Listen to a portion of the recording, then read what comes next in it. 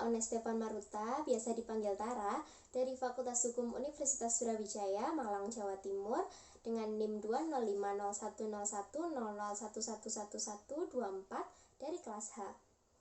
Video ini dibuat untuk memenuhi tugas mata kuliah Bahasa Indonesia yang diampu oleh Bapak Esa Karisma Muhammad Nakti, SSMPD.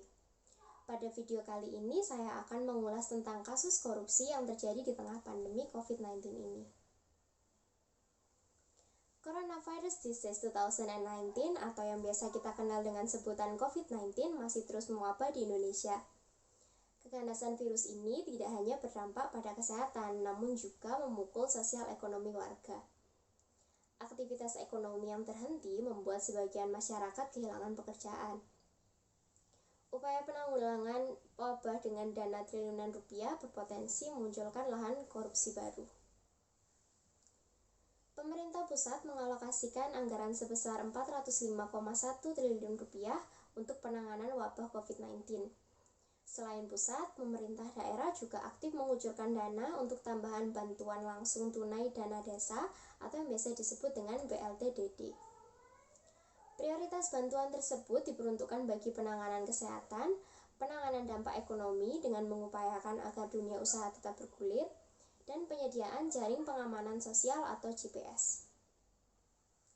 Pemberian bantuan ini tentu membutuhkan pengadaan barang dan jasa atau biasa disebut dengan PPJ secara besar-besaran di berbagai sektor.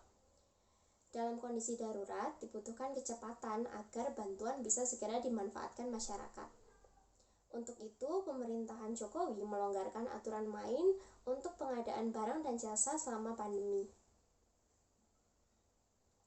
Pemerintah memperlakukan ketentuan pengadaan barang dan jasa dalam kondisi darurat sesuai dengan Undang-Undang Republik Indonesia Nomor 24 Tahun 2007 tentang Penanggulangan Bencana.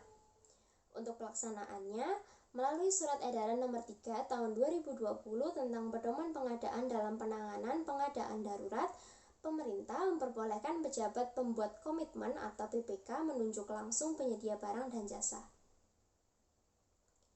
Penyedia yang ditunjuk PPK ini haruslah penyedia barang dan jasa yang pernah menyediakan barang dan jasa sejenis di instansi terkait. Jika tidak, penyedia barang dan jasa itu harus tercatat dalam katalog elektronik milik pemerintah daerah. Untuk mempermudah penunjukan penyedia barang dan jasa itu sudah dapat dilakukan meski harga perkiraan barang dan jasa tersebut belum ditentukan. Kelonggaran ini bisa memunculkan masalah baru. Dalam prakteknya, proses penunjukan langsung dalam PPJ sangat rawan dikorupsi karena adanya konflik kepentingan.